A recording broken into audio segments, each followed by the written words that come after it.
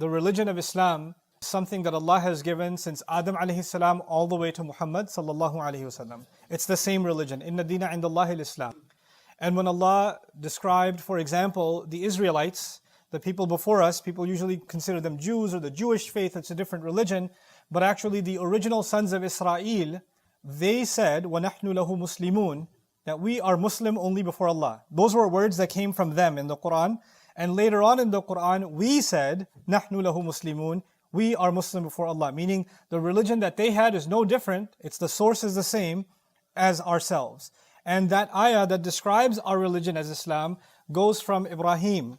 مَا أُنزِلَ عَلَى إِبْرَاهِيمَ وَإِسْمَعِيلَ وَإِسْحَاقَ وَيَعْقُوبَ وَالْأَسْبَاطِ وَمَا أُوتِيَ مُوسَى وَعِيسَى وَالنَّبِيُّونَ مِنْ رَبِّهِمْ. All the prophets, everybody has always had Islam. Now why am I bringing that up? Because of course there are differences.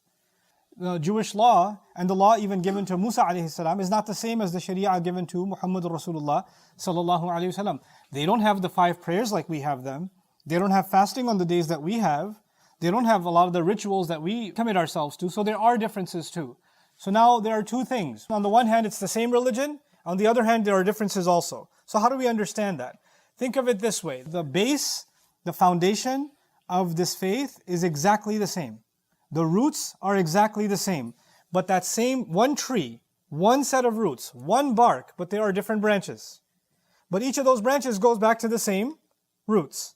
Now, the thing is, if one branch cuts off, the tree doesn't die. Another branch cuts off, the tree doesn't die. How does a tree die if you attack the roots?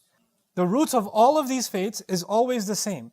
There are some principles, some values that Allah has always expected from all human beings, and those are the common denominator. That's what brings, whether you take this fruit from this tree, or this fruit or that fruit, all of those fruits still belong to the same tree, because they were all fed by the same roots, you understand? So the problem happens when people look at this fruit and they compare it to this other fruit and say, oh, they're not the same. This one's a little more colored, this one's less colored, this one's gone old, this one's still fresh, etc. And they start arguing about these differences, while actually the first thing to understand is that they were both being fed from the same origin. So what is that common root that Allah Azza wa Jal gave? He describes it in different words, but basically it boils down to 2 things.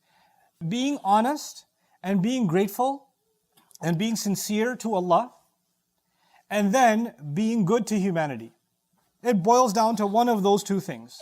Do right by Allah, and you have to be sincere and humble before Allah, and you have to be grateful before Allah, and you have to admit mistakes before Allah.